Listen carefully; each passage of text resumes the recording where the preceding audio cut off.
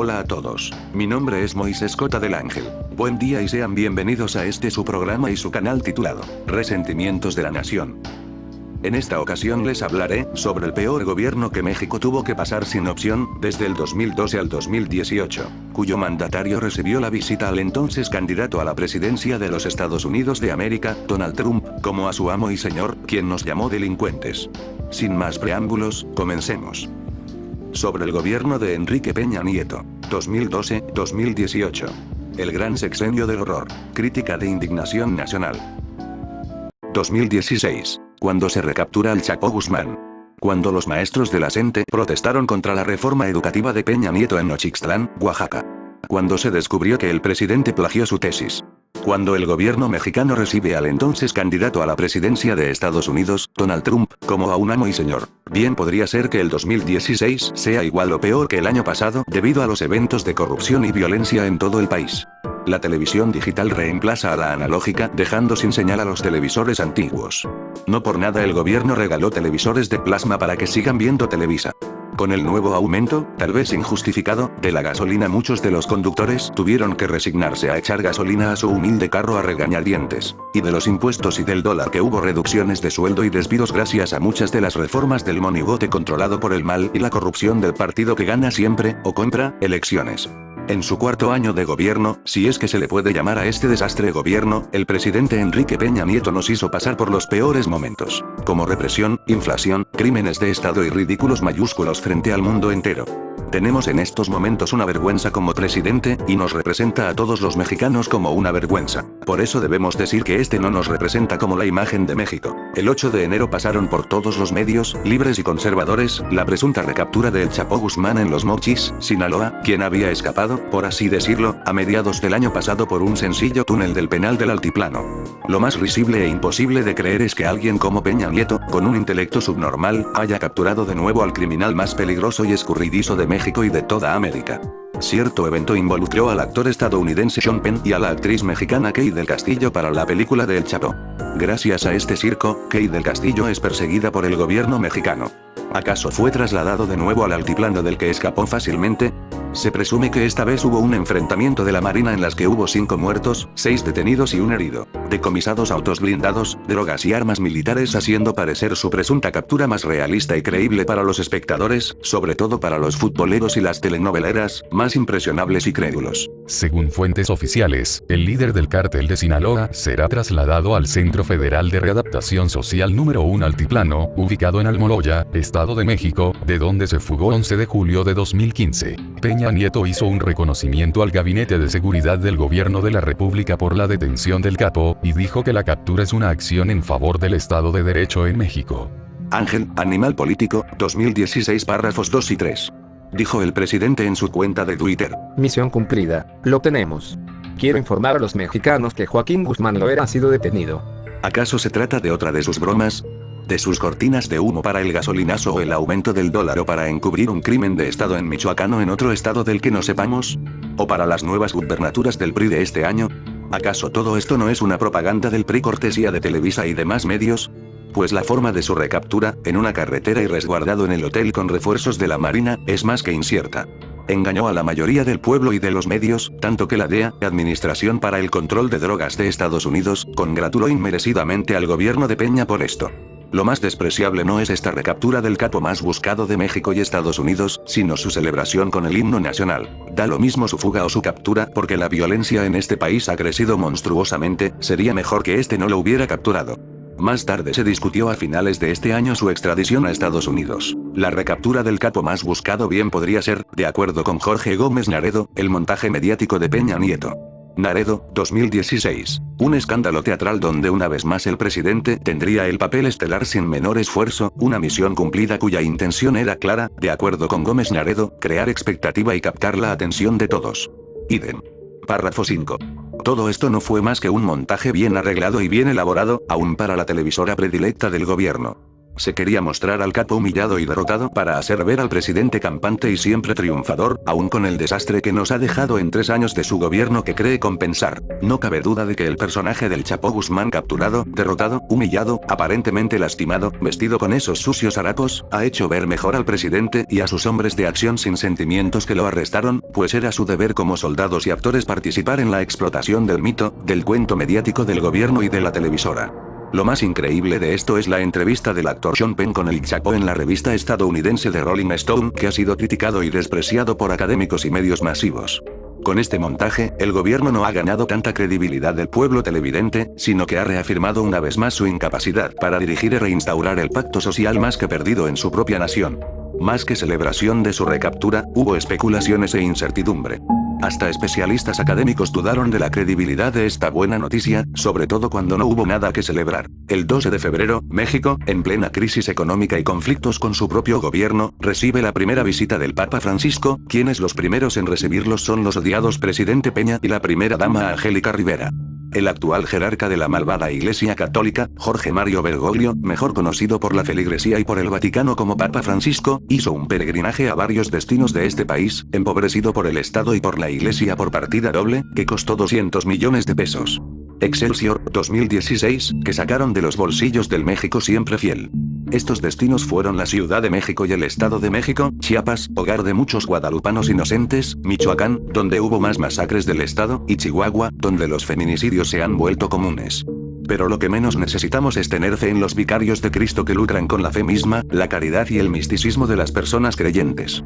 Su recorrido terminó en la Basílica de Guadalupe, hogar de la Virgen de Guadalupe, mito piadoso, evolución y sincretismo de la Coatlicue con la Virgen Morena de Extremadura, mito de toda una nación controlada metafísicamente por la malvada Iglesia desde hace 500 años. Estuvo el Papa con dicha imagen encerrado por horas, cuando pensamos que afirmaría en su santo poder que la Virgen es una farsa. Su visita costosa, a costa de los feligreses mexicanos, no fue lo peor, sino el rechazo a los padres de los 43 normalistas de Ayotzinapa desaparecidos en Guerrero, alegando el Santo Padre que no hay diferencias entre las víctimas. Esto debió causar una desgarradora desilusión e impotencia en los padres de los normalistas creyentes en esta absurda religión. La negativa del Papa Francisco para recibir a los padres de los 43 estudiantes desaparecidos en Ayotzinapa obedece a que el mensaje del pontífice está dirigido hacia todas las personas que han sufrido violencia en el país, sin hacer diferencias de que algunos sufren más y otros sufren menos. Así lo aseguró el portavoz del Vaticano, Federico Lombardi, durante una conferencia de prensa luego de la misa ofrecida por el Papa en San Cristóbal de las Casas, este lunes 15 de febrero. Roldán, Animal Político, 2016 párrafo 1 y 2. El dichoso portavoz del jerarca de los amantes de los niños del Vaticano no logra para nada justificar la enorme muestra de indolencia hacia los padres de los 43, que deben ser devotos a su negocio y fe de erratas que es el catolicismo. Juan José Tamayo Acosta, director de la Cátedra de Teología y Ciencias de las Religiones Ignacio Ellacuría, por otro lado, dijo que la decisión del Papa demuestra una insensibilidad hacia el sufrimiento de las víctimas. Idem, párrafo 7, aún por la peor de las situaciones. Bien su vocero podría justificar que el sufrimiento en la tierra equivale a recompensas en el cielo, mismo cuento de todos los obispos de las peores iglesias en el mundo.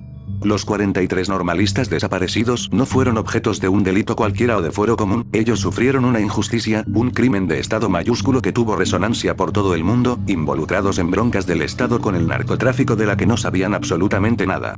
Por otro lado, si el Papa desde el Vaticano no ayuda a los niños de la calle en Italia ni a los hermanos de África, en Etiopía, que mueren de hambre y de enfermedades, ¿cómo se tiene la esperanza entonces de que ayudará a las demás naciones del tercer mundo en crisis si no es su santa voluntad?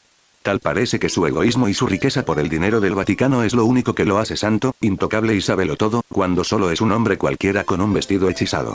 Bien hicieron los padres de los 43 en no asistir a la misa que ofició el Papa Bergoglio en Ciudad Juárez, Chihuahua, a la que, según el vocero del movimiento, fueron invitados, o forzados a ir, como costumbre en el malvado catolicismo.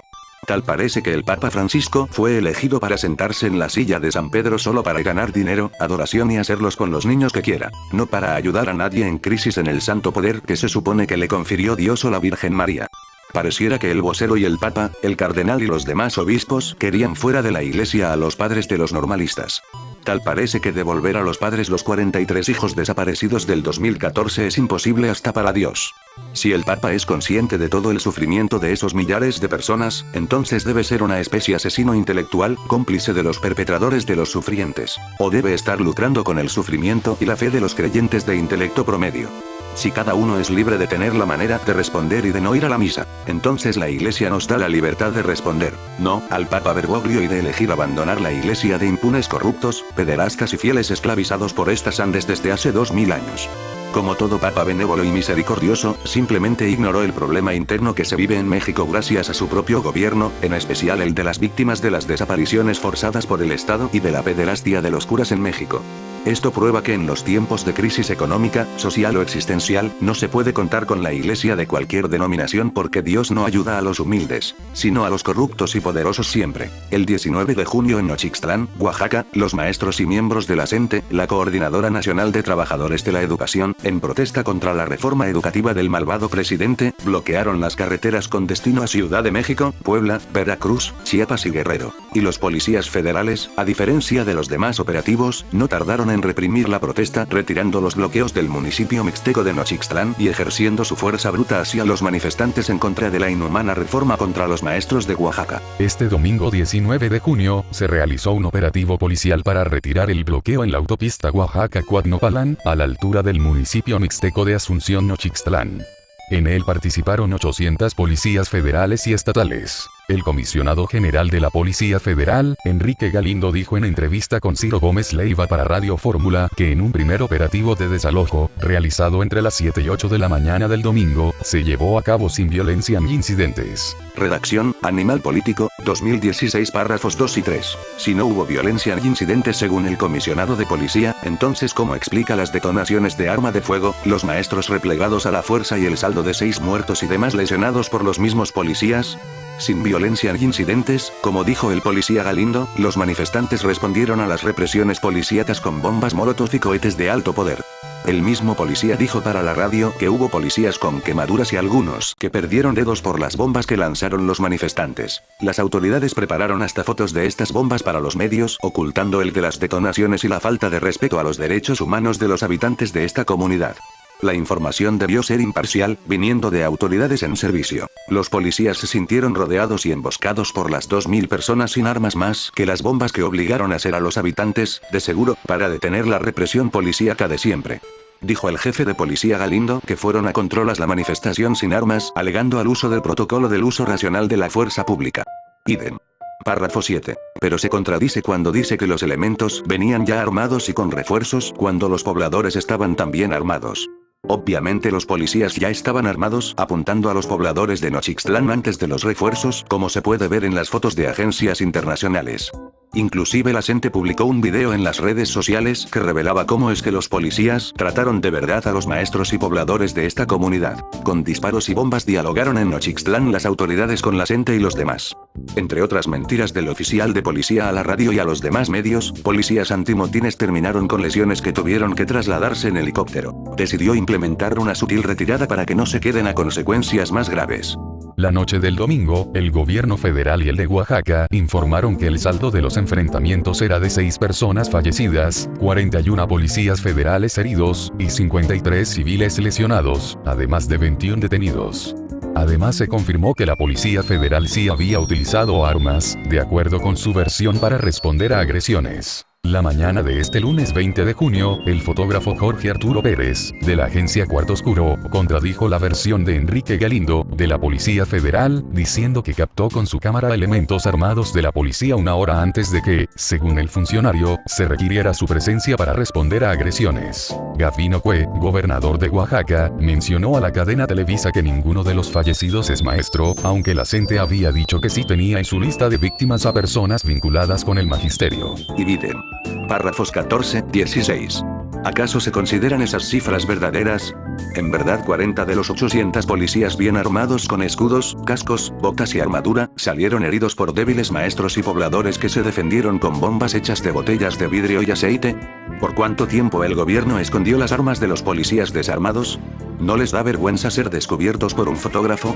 No cabe duda de que el gobierno estatal y federal une fuerzas con Televisa y demás medios pagados para ocultar la verdad que les incomoda, porque la gente dio una cifra de 8 muertos a causa de los disparos y las represiones.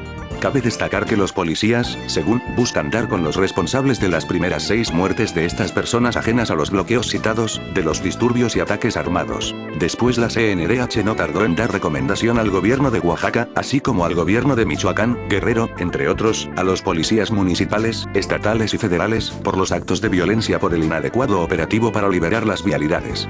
La gente ha estado luchando por los derechos de los maestros en diversas marchas, mismos derechos negados e ignorados por el Estado y por el rival CNT, con ese, aunque sus medios de protesta son algo radicales, tienen razón de ser, a diferencia de la reforma educativa que solo busca sacar del camino a los demás maestros, que el Estado y la SEP no les conviene conservar. Por lo menos esta fue una batalla que el malvado gobierno federal y estatal no ganó esta vez. Cabe mencionar también que este levantamiento provocó la renuncia del director de la Gendarmería Nacional Manelich Castilla Cravioto. El presidente de México pide disculpas al pueblo mexicano frente a la prensa sobre el escándalo de la Casa Blanca el 18 de julio.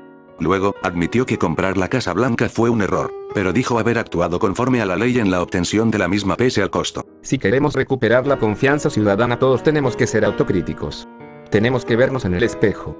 Empezando por el propio presidente de la República. En noviembre del 2014, la información difundida sobre la llamada Casa Blanca causó gran indignación. Este asunto me reafirmó que los servidores públicos, además de ser responsables de actuar conforme a derecho y con total integridad, también somos responsables de la percepción que generamos con lo que hacemos, y en esto, reconozco que cometí un error. No obstante que me conduje conforme a la ley, este error afectó a mi familia, lastimó la investidura presidencial y dañó la confianza en el gobierno. En carne propia sentí la indignación de los mexicanos. La entiendo perfectamente. Por eso con toda humildad les pido perdón. Les reitero mi sincera y profunda disculpa por el agravio e indignación que les causé. Cada día a partir de ello estoy más convencido y decidido a combatir la corrupción, indicó el mandatario, momentos antes de promulgar las leyes anticorrupción que hacen operante el Sistema Nacional Anticorrupción. Ordaz, 2016 párrafos 2, 5. Creo que era demasiado bueno para ser verdad la disculpa que nos ofrece el presidente Peña Nieto. Dijo haber perdido la confianza por este acto de corrupción al que llamó error, confianza que jamás tuvo, no al menos de la mayoría. Hubo personas quienes votaron por él por hambre, necesidad, falta de memoria e incluso por su inmerecida confianza en este priista de Atlacomulco. Esta, si acaso, fue la poca confianza que perdió con esa Casa Blanca y con muchas otras cosas más anteriormente. Por todas estas cosas también debería pedir perdón al pueblo mexicano. Primeramente por haber ordenado la represión, violaciones, de mujeres y de la ley, y la masacre en Atenco en el 2006, cuando era gobernador del Estado de México. Por haber ganado con fraude electoral y por haber enlodado a los demás candidatos del PAN y del PRD, por reprimir protestas haciendo uso de la fuerza bruta de la policía cuando tomó protesta del cargo que nadie le confirió, del de presidente de la República, por su deficiente y corrupta forma de gobernar, por haber hecho todas esas reformas que movieron a México al rezago y a la miseria general, y lo transformaron en el peor país de los posibles. Debería pedir perdón también por haber subido las tarifas de la luz y de la gasolina aún conforme a la ley que manipula desde su posición de poder político a su propio beneficio, también por la masacre de inocentes en Tlatlaya, por la desaparición de los 43 estudiantes de Ayotzinapa, por el aumento del dólar, de los impuestos y de la gasolina, aunque no sea el directo responsable, pero permitió en su mandato todas estas atrocidades. También por la represión y violencia de Apatzingán, en Tanhuato, en Ecuandureo, en Calera, en Ostula por el arresto de Seme y Verdía, aunque fueron crímenes de policías y militares bajo su administración como presidente de México. El haber ordenado el despido de Carmen Aristegui de MBS Noticias por el asunto de la misma Casa Blanca por la que está pidiendo perdón. También, por la fuga del Chapo a la que dijo imperdonable, por las muertes de las 4 personas de la colonia Narvarte, por las mentiras de sus informes de gobierno y por las metidas de pata en todos sus discursos entre muchas otras cosas que haya y estará haciendo mal en lo que queda de su sexenio. Pedir perdón no les devolverá la vida a las víctimas de sicarios, narcomenudistas, de grupos criminales, de policías y militares involucrados en el crimen organizado. Virgilio Andrade, quien exoneró al presidente, a su esposa y a Luis Videgaray del conflicto de interés, que dijo que no había, renuncia como secretario de la Función Pública después de crear el Sistema Nacional Anticorrupción. Pienso que este sistema de anticorrupción y la reforma de INE, Instituto Nacional Electoral, que dice prevenir el fraude electoral, o se crearon y se llevaron a cabo demasiado tarde o jamás se llevaron a cabo, porque Enrique Peña Nieto sigue siendo el presidente de la República. ¿Acaso cometió todos estos delitos antes mencionados y causó toda esta indignación conforme a la ley? ¿Son legales los medios y la forma por las que está gobernando? ¿Realmente se hicieron responsables de todo este mal permitido por el fallido Estado de Derecho? ¿Son legales todos estos errores en su gestión inmerecida y no son errores por los que debería ser destituido de su gran cargo e ir a la cárcel? ¿Que el Senado no tiene poder sobre el presidente de México? ¿Cuánta inmunidad puede tener alguien como este?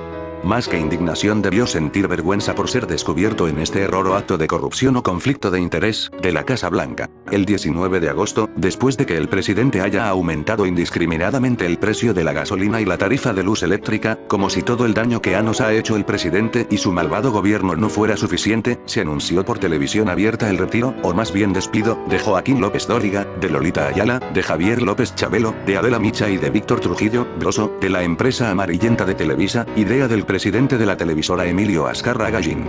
Obviamente la feliz despedida y retiro de este conductor y los demás finiquitados o despedidos, se trata de los cuentos de Televisa, de acuerdo con la revista y plataforma de noticias Proceso y el reportaje de Genaro Villamil. Ante la enorme pérdida de ingresos publicitarios y de audiencias, la credibilidad informativa anulada por su cercanía con el presidente Enrique Peña Nieto, Emilio Azcárraga Gallín se ve forzado a perseguir a sus audiencias en sus nuevos refugios, las plataformas digitales de entretenimiento e información. Sin embargo, en la programación anunciada para la nueva era del consorcio no se vislumbra transformación alguna, solo adaptaciones. Villamil, Proceso, 2016 párrafo 1. Imitaciones, copias, plagios, de otras ideas de otros programas de otras televisoras de otros países, Azcárraga Gallín y sus demás productores los llaman adaptaciones, sin tomar en cuenta los refritos de sus viejas novelas y viejos programas de televisión. Prescindir del personal televisivo antes mencionado estaba en los planes de las innovaciones y transformaciones del presidente de Televisa para confrontar la crisis económica inevitable. Tal parece que hay problemas en la fábrica de sueños, el presidente de la empresa perdió más audiencia, sobre todo juvenil. Gracias a su amistad con el presidente Peña Nieto, se pierde la credibilidad en sus noticieros y la atención en sus novelas y en sus programas poco originales. A esto, Azcárraga Gallín anunció grandes cambios en el canal desde el 22 de agosto. Adaptaciones llamó a estos grandes cambios. Televisa despidió a López Dóriga durante casi 15 días con fragmentos de sus mejores y peores momentos al frente del noticiario estelar del Canal 2, incluyendo una entrevista a modo con el presidente Enrique Peña Nieto en los Jardines de los Pinos. A falta de rating y frente a las numerosas críticas en medios digitales, especialmente en redes sociales, la noche del jueves 18 López Dóriga entrevistó a Azcárraga Gallín y se tomaron en pantalla una selfie. La imagen llegó a más de 6.000 retweets en menos de 24 horas y 15.000 likes en Twitter, pero Televisa ha evadido el asunto fundamental. El relevo de López Dóriga por Denise Maerger a partir de este lunes 22 no es solo un cambio de formato, sino de imagen y de vocero de los intereses de Televisa frente al gobierno y el sistema político. Idem. Párrafos 6 y 7. Como diría Villamil, la salida de López Dóriga significó la crisis en esta televisora, en el partido y en el sistema político mismo. Detrás de todos estos recortes en la empresa está el presidente Peña y el partido de alcantarilla que representa. La felicitación y despedida del presidente Peña al exconductor López Dóriga fue inmunda, así como su alianza con Televisa en su candidatura criticada por el movimiento juvenil Yo Soy 132, como se muestra en el video. La pérdida de credibilidad en sus noticieros y en las instituciones no se debe a la gente que dejó de sintonizar este canal, sino al poder mediático y político mismos que ha estado ocultando información, silenciando la libre expresión, reprimiendo el verdadero periodismo de México y monopolizando la atención de todo el pueblo comprando a todos, a la mayoría de, los medios de comunicación e información del país. La empresa de entretenimiento no fue competencia para los medios independientes y para el periodismo en libertad. Obviamente sus estrategias y grandes cambios no fueron rivales para las nuevas tecnologías y nuevas plataformas que las televisoras no pueden controlar en su totalidad. Porque en las nuevas opciones de tecnologías y plataformas desde nuestros celulares y computadoras podemos decidir a nuestro agrado qué programas, vídeos o noticieros ver y qué contenido no, algo que en la televisión o en la radio no podemos hacer. Si hay algo que deben saber el presidente y aliados del poder es que tenemos voluntad propia, conciencia histórica, criterio y dignidad que no nos podrá quitar. La mayoría de los mexicanos no somos tan fáciles de manipular con ciertos programas, novelas, partidos de fútbol y noticieros en los que no creemos. El querer ocultar la verdad y el demandar a despedir y a matar a periodistas, ellos mismos hicieron crecer esta crisis. He ahí las consecuencias de su manipuladora alianza. Otros de los escándalos más grandes del presidente, luego de su enorme Casa Blanca, de su enorme avión, fortuna y corrupción, el 21 de agosto se descubrió el plagio de la tesis del presidente Enrique Peña Nieto para recibirse de la licenciatura en Derecho por la Universidad Panamericana, UP, de no ser por la periodista Carmen Aristegui y por su equipo de investigación, esto seguiría oculto. Ahora vemos que este mandatario fue un farsante desde siempre. Su tesis, El presidencialismo mexicano y Álvaro Obregón, quedó integrada por 200 páginas y 682 párrafos. Aristegui Noticias tuvo acceso a un amplio análisis de la tesis de Peña Nieto elaborado por un grupo de especialistas y académicos, quienes descubrieron que una buena parte de la tesis se realizó con materiales plagiados. Este medio corroboró directamente en los libros y fuentes originales de cada uno de los párrafos analizados en el estudio y concluyó que el hoy presidente de México plagió al menos 197 párrafos de los 682 que integran el texto. Es decir, por lo menos el 28,8% del contenido de su tesis de abogado fue robado de las obras de otros autores. Aristegui, Huerta, Barragán, Fierro y Cabrera, 2016 párrafos 5, 7. Si el presidente le roba al pueblo sus riquezas y su capital haciendo uso de las reformas, y los ningunea y respetando todos sus derechos, ¿quién diría que sería incapaz de robarles a autores sus contenidos académicos haciendo las suyas? Sobre todo a su ejemplo a seguir, al expresidente el difunto Miguel de la Madrid Hurtado. Hurtado, irónicamente. Por estas y demás cosas, sabemos por qué fue un grave error elegir a este como presidente. Pienso que debió tener ayuda para realizar su propia tesis, pues se requiere de disciplina, inteligencia y mucha paciencia para terminar una tesis bien hecha y del agrado del asesor de tesis, sobre todo en una universidad privada y costosa. El plagio más escandaloso es el que Enrique Peña Nieto cometió con una obra escrita por un antecesor suyo, Miguel de la Madrid Hurtado. A lo largo de su tesis nunca hizo referencia al expresidente y ni siquiera lo citó en la bibliografía. Peña Nieto también se atribuyó palabras de al menos 10 autores, entre ellos el historiador Enrique Krause, y los doctores en Derecho, Diego Valadez, Jorge Carpizo y Jesús Orozco Enríquez, actual integrante de la Comisión Interamericana de Derechos Humanos, CIDH, y ex magistrado electoral. Idem. Párrafos 8 y 9. De vivir todavía, pienso que el expresidente de la Madrid debió verlo regañado, castigado e incluso pedido la destitución de su cargo por tal afrenta, por tal robo a su autoría y la de académicos reconocidos ya mencionados, ¿o no? ¿Qué diría el expresidente Salinas de Gortari si este idiota hubiera plagiado contenido de sus libros como el de la década perdida o el de México? Un paso difícil a la modernidad. ¿Acaso lo dejaría pasar? ¿No se sentiría mal por eso, o no le diría nada? ¿Estaría orgulloso de eso? Pues parece que el duende Salinas es un mejor ejemplo que de la Madrid para este farsante. Los demás autores plagiados debieron tomar cartas en el asunto sobre este delito, aunque sea este el presidente. Que esto no deshonra el espíritu del expresidente de la Madrid y honra, en cambio, al partido de los que siempre ganan. ¿Qué honor hay ahora en este partido de alcantarilla? ¿Que al presidente se le olvidó acaso mencionar siquiera a cierto expresidente fallecido en el 2012? Al menos debió colocarlos en su bibliografía de la tesis, pues de la Madrid la hizo y los demás, no Peña Nieto. ¿Que su asesor de tesis, el doctor Guerrero Martínez, no revisó bien acaso la tesis de su asesorado poco brillante? ¿Que no vio el doctor que el ahora presidente copió exactamente lo mismo que el contenido de los demás autores? ¿O fue sobornado o extorsionado tal vez? Pues ahora goza de su cómodo puesto en el Poder Judicial de la Ciudad de México.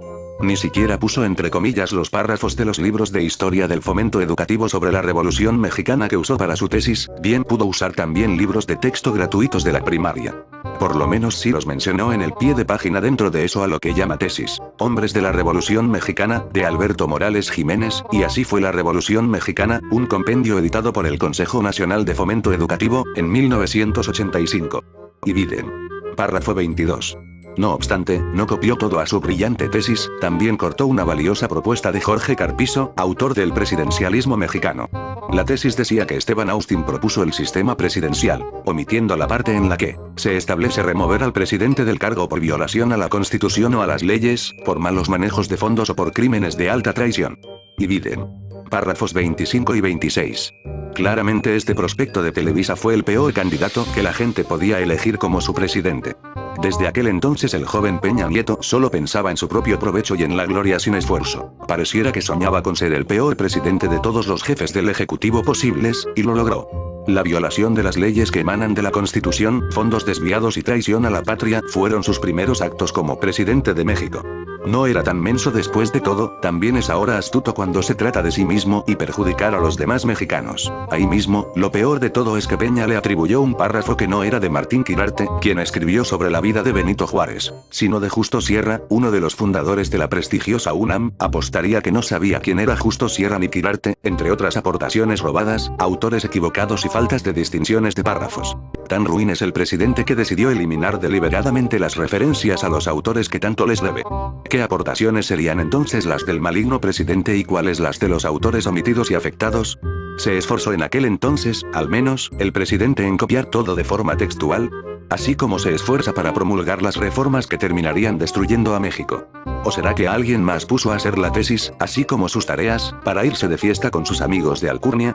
Si el plagio en estas prestigiosas universidades es muy grave, entonces ¿por qué parece que el caso del presidente Peña fue la excepción? ¿Por qué se le trató como a un hombre intachable y no como a un ciudadano común como a veces se llamaba antes? ¿Por qué personas de la burguesía como esta lo consiguen todo con corrupción y los demás mexicanos honrados del pueblo se quedan con nada en absoluto y son castigados? ¿Este reglamento acaso no aplicó a este gran hombre, demasiado ocupado dirigiendo al país, para ser sentenciado y despojado de su título de licenciatura? Este es un delito por el cual el presidente debería estar preso. Si no recordó los 3 libros que han marcado su vida, ¿cómo es que pudo hacer una tesis? El 31 de agosto, el malinche presidente Peña Nieto tuvo el honor, más bien, horror, de recibir al entonces candidato a la presidencia de Estados Unidos Donald Trump, invitado por el mismo presidente, a petición de Videgaray, quien se burló de nosotros llamándonos delincuentes y violadores en su agradable visita a México. El presidente lo recibió en Los Pinos como su soberano, amo y señor, lo que provocó gran odio e indignación en todo México hacia su propio mandatario. La visita de Trump con el presidente fue privada y sin medios periodísticos alrededor. El encuentro ha generado en las últimas horas una desaprobación cercana a la unanimidad. Desde ayer, avanzada la tarde, la campaña del estadounidense dio a conocer el encuentro, pero la Presidencia de la República en México difundió distintas versiones entre los medios. Finalmente, alrededor de las 21:30 horas, confirmó la reunión. Lo hizo de manera discreta, sin comunicados ni declaraciones. A través de sus redes sociales, la presidencia informó que Peña Nieto invitó a los candidatos presidenciales de Estados Unidos y que hoy se reuniría con Donald Trump un día antes de presentar su cuarto informe de gobierno, justo en el momento de mayor deterioro de su administración, de acuerdo con diferentes estudios de opinión. El efecto fue inmediato tanto en medios de comunicación como en las redes sociales, donde la desaprobación fue generalizada y el tema se convirtió en tendencia nacional. Redacción, Proceso, 2016 párrafos 5-9. Tal parece que el repudio hacia nosotros los mexicanos es más grande que su fortuna de empresario y magnate neoliberal y deshumanizado. Lo que menos necesitábamos en este país en ese entonces era la visita del candidato a dictador de Estados Unidos, Donald Trump, enemigo de todos nosotros los mexicanos. ¿Por qué un empresario multimillonario se postularía como candidato a la presidencia del país más ruin, odioso y poderoso de todo el mundo? Mientras los demás televidentes estaban entretenidos por las noticias del fallecimiento del cantautor Juan Gabriel, Trump arribó tierras mexicanas desde su helicóptero en el aeropuerto de la Ciudad de México escoltado por sus poderosas fuerzas armadas sin corazón. Parece que este recibió al blanco magnate como a un rey, como a su majestad. Tal parece que la dignidad en su propia persona, de acuerdo con el cargo que inmerecidamente ostenta, se rebaja de manera humillante como todo un traidor a su propia patria, como un malinche.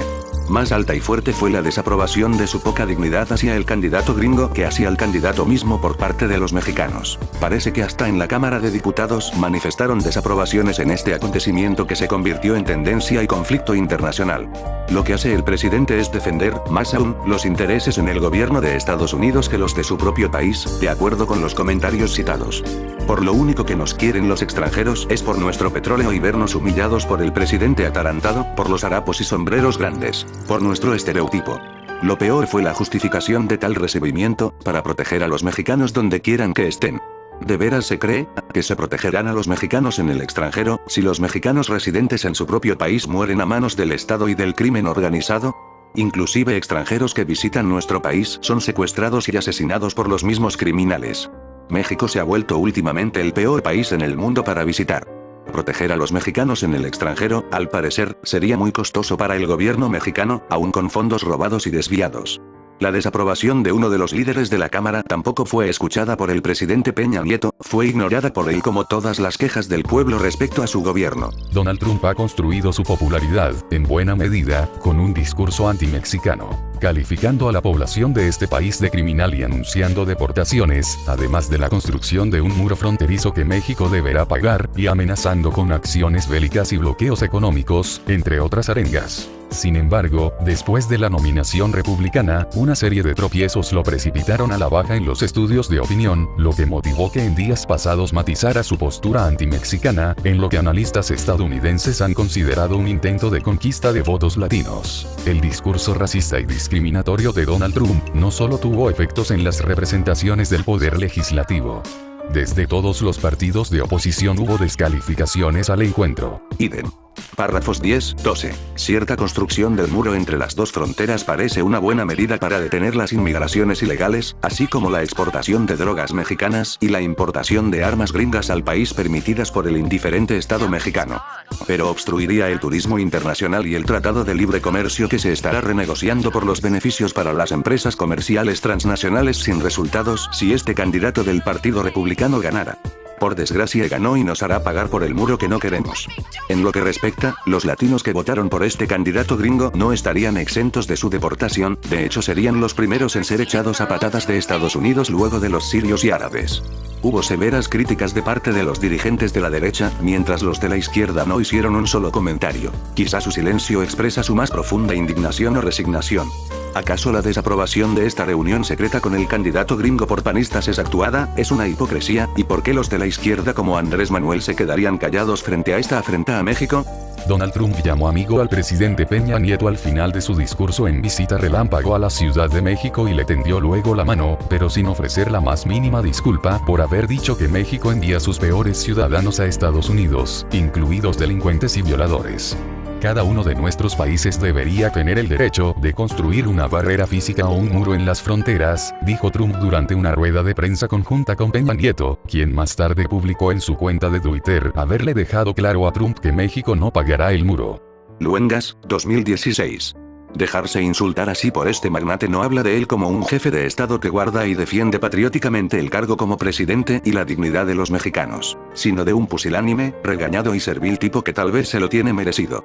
Otro en el cargo no se dejaría tratar de esta forma. Ahora todo mundo nos juzga de imbéciles e iletrados gracias al presidente Peña Nieto. Nos hemos convertido en la burla y en la peor calaña de los extranjeros, aún más que en sexenios pasados.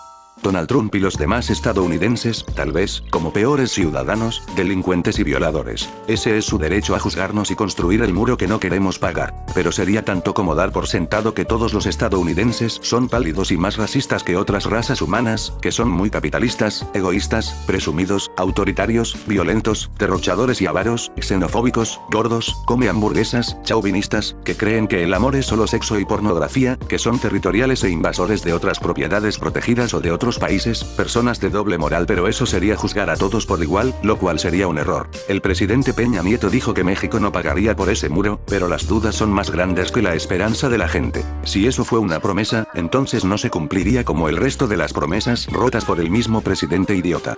Como mexicanos que no se levantan ante estas injusticias, terminaremos pagando por más gasolina, por más luz eléctrica, por impuestos casi imposibles de pagar y, para colmo, por el muro que representa una aplastante amenaza para México y la tumba para el TLCAN, el Tratado de Libre Comercio de América del Norte.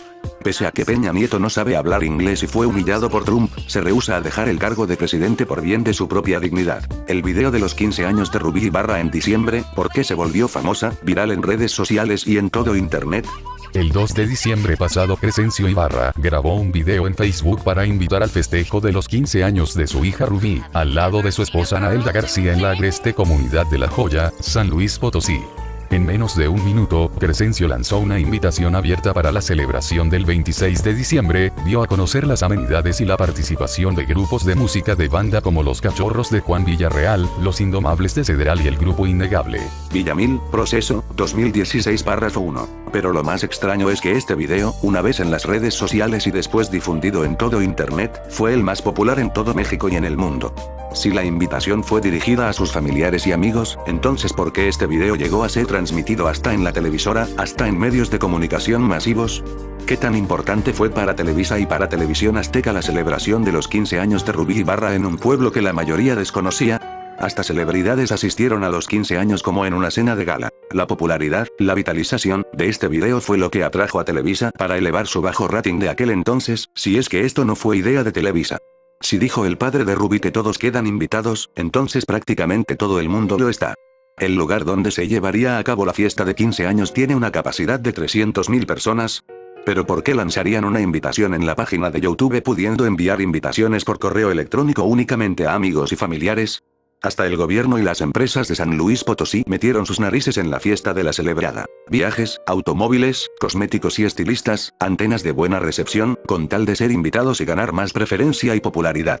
¿Qué efectos negativos puede tener esta celebración transmitida por todos los medios de comunicación, hasta en los medios serios y librepensantes? El punto delicado del caso Rubí no es la fiesta masiva sino la ausencia de un autocontrol mínimo del papel del periodismo frente a los fenómenos digitales. Todo aquello que se vuelve viral en las redes sociales tiene un interés periodístico. Todo aquello que es objeto del morbo masivo, de la burla o del insulto en nuestro circo mexicano es asunto informativo. ¿No estaremos cayendo también en la trampa de buscar el tráfico en los medios digitales a como dé lugar? ¿Cambiamos la tiranía del rating por el hambre de los likes? Aunque irrelevante para los periodistas serios y no comprados por el gobierno, penetró en cambio en la mayoría de los demás medios que se colgaron y participaron en este acontecimiento, parecido a un reality show, al igual que las estrellas de la televisión llenas de desesperación para informar sobre la fama pasajera de Rubí. Esta celebración tal vez tenía también participación para distraer a la gente por obra del gobierno, para encubrir más gasolinazos entre otros aumentos a los bienes mexicanos negados. Pero tal vez no del todo, porque esto representa también una decadencia en la credibilidad de los medios de noticias como Televisa y demás medios predilectos del gobierno. Lejos de transmitir un evento histórico importante, solo transmitieron los reporteros en sus noticias entretenimiento y morbo. Porque medios como Televisa han sacado a la gente de la cruda realidad de donde no debió salir, como su deber desde Azcárraga Milmo, padre de Azcárraga Gallín, quien le dejó la presidencia de Televisa como heredad. Tanta fue su hambre y desesperación por más audiencia que invitaron a Rubí a uno de sus programas, así como también a usuarios de YouTube para muchos de sus programas en la empresa televisiva. La empresa no pudo haber caído más bajo. Cae fraude del Teletón en este año, pues no superaron la meta en el 2016. El Teletón de México, desde 1997, ha sido una fundación aparentemente con nobles causas para la recolección de fondos por medio de la cooperación financiera de los mexicanos de buena voluntad con el fin de ayudar y rehabilitar a los niños y jóvenes con capacidades diferentes. Esta idea fue retomada por empresas y el gobierno mexicanos para fines comunes. Del Teletón de Don Francisco en Chile, quien lo retomó a su vez del Teletón estadounidense de Jerry Lewis creado en 1966. Más bien, para los propios intereses de la clase alta con el fin de exención de impuestos, explotación y engaño de las masas voluntarias. De acuerdo con John Ackerman, quien redactó para Proceso. El patronato del Teletón está controlado por los hombres más ricos y poderosos del país, incluidos Emilio Azcárraga, presidente de Televisa, y Carlos Slim, presidente de Telmex, Telcel y Carso.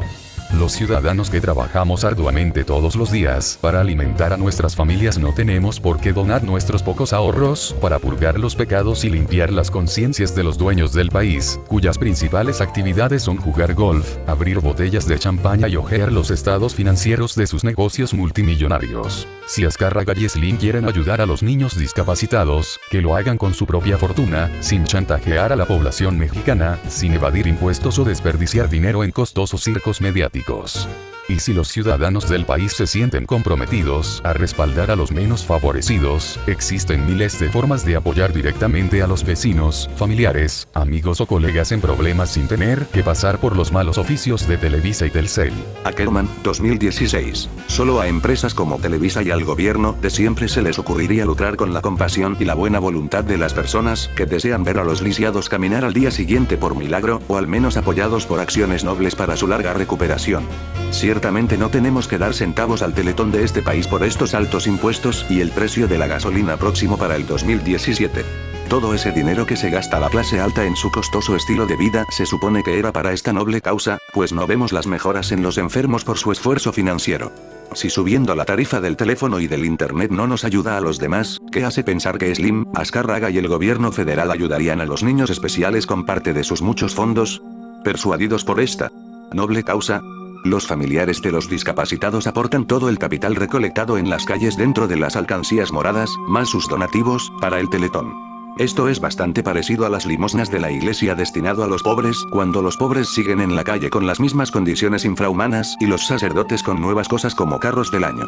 De acuerdo con Ackerman, hay muchas fundaciones no lucrativas en el país en las cuales apoyar a los discapacitados, como UNICEF y la Cruz Roja, alternativas al Teletón de México calificado como fraude de prácticas monopólicas y neoliberales.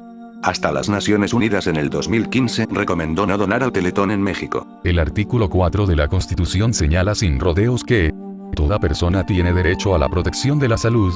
El hecho de que el gobierno no cumpla con esa tarea se debe precisamente a oligarcas como Azcárraga y Slim. Dejemos de alimentar a los monstruos que generan nuestra desgracia y trabajemos juntos para lograr un nuevo régimen donde el Estado cumpla con sus obligaciones. Los oligarcas y sus empresas utilizan una infinidad de exenciones, trucos y paraísos fiscales para reducir al mínimo sus contribuciones al Estado. También intervienen en la política nacional para garantizar la continuidad de las políticas neoliberales que dan la espalda a los discapacitados. Idem. Párrafos 4 y 5. Proteger la salud de los ciudadanos sería lo último que harían estos empresarios plutócratas estirados, aun siendo constitucional. Estos grandes empresarios tienen más que suficiente sin preocuparse con la crisis, pero preocupados por la misma, preferirían aportar poco o nada a los menos afortunados por temor de acabar igual que esos mexicanos menos afortunados. Mientras que el partido de siempre, o el PAN, sigan en el poder, estos burgueses estirados no darán un solo centavo en apoyo a todos los discapacitados y los mejor capacitados que son el resto de los mexicanos en necesidad extrema. La justicia en este país ya no es una garantía desde que se puede comprarla a un alto precio. A los únicos que ayuda el Teletón con sus donativos es a Azcárraga, al presidente, a Carlos Slim y a otros jefes, tal vez, de empresas nacionales y transnacionales a enriquecerse de más. Televisa tiene miedo. El año pasado no se alcanzó la meta de recaudación para el Teletón, y de último momento tuvieron que maquillar las cifras, para simular que la población mexicana aún confía en este consorcio mediático. La cara de su vocero, Carlos Loret de Mola, al igual que la de sus acompañantes la noche del cierre del Teletón 2014, evidenciaron su profunda decepción y preocupación con los resultados. Cada día menos personas creen en las mentiras de Televisa y recurren a fuentes alternativas de información. Es por ello que ahora Teletón ha gastado tanto en una indignante campaña propagandística a favor de sí misma. Como si se tratara de una campaña política, buscan chantajear a los mexicanos para obligarlos a donar sus pocos ahorros al proyecto privatizador. También han lanzado un ejército de Televisabots para intimidar e insultar a quienes expresamos críticas hacia el proyecto. Pero Televisa y Carlos Slim cavan su propia tumba. Entre más gastan en promover el proyecto, más clara queda la estafa que es el Teletón. Dividen. Párrafos 9, 11. ¿Pero a qué le temen? Que su poder mediático aliado al poder político por años no es suficiente contra su enemigo el pueblo mexicano, que necesitan engañar al mismo pueblo. Engañaron a la mayoría de los mexicanos con cifras falsas para hacernos creer también que fuimos derrotados, cuando el Teletón fue un fraude así como un fracaso. La actuación y persuasión de los artistas de la televisión, por más de 30 horas, poco ayudaron para evitar el fracaso y para reunir las cifras propuestas. Así que las empresas de Slim y la de los demás que apoyaron al Teletón tuvieron que aportar miles de pesos para compensar cierto déficit en los escasos donativos de los desilusionados por las mentiras de Televisa y nada de parte de los que no fueron engañados del todo. Desde el 2014 la gente ha dejado de ser engañada por las mentiras de la televisora y del gobierno respecto al Teletón, ¿o será que ya no les alcanza el dinero para eso gracias a los mismos gasolinazos y los impuestos altos que de mala gana pagamos? Difícil de creer es la toma de protesta de Donald Trump, que ha provocado graves consecuencias financieras así como sociales y existenciales para México, que será obligado a pagar el muro que tanto desea y la deportación de ilegales y mexicanos aunque legales. Quisiera pensar que este fue el peor año para México en materia de política, de economía y bienestar social, pero estaba en un error, porque el 2017 es peor, cada año en México es peor que el anterior cuando se trata del PRI en el poder, en la clase alta y privilegiada. Casos de corrupción entre sus colegas en el partido parece no importarle, hasta entre ellos se tienen en la mira, además del PAN. Aún quedan 2 años de gobierno de este plagiario, de la tesis, que se convirtió en presidente, que solo planea, si es que no piensa, maquiavélicamente nuevas formas de hacer sufrir al país, incluyendo a los ciudadanos. Come tortas, que votaron por él y fueron al Zócalo a festejar el fiasco de independencia encabezado por él, tocando la campana desde el balcón en la gloria pasajera. ¿Habrá más escándalos por las cuales pedirá perdón o habrá otros escándalos descubiertos por sí mismo? Gracias por ver este video. Si te ha gustado, por favor, dale like. Comparte y suscríbete para ver más de estos vídeos críticos de indignación nacional. Nos vemos en otro video, en la siguiente parte del peor gobierno de todos. Hasta entonces.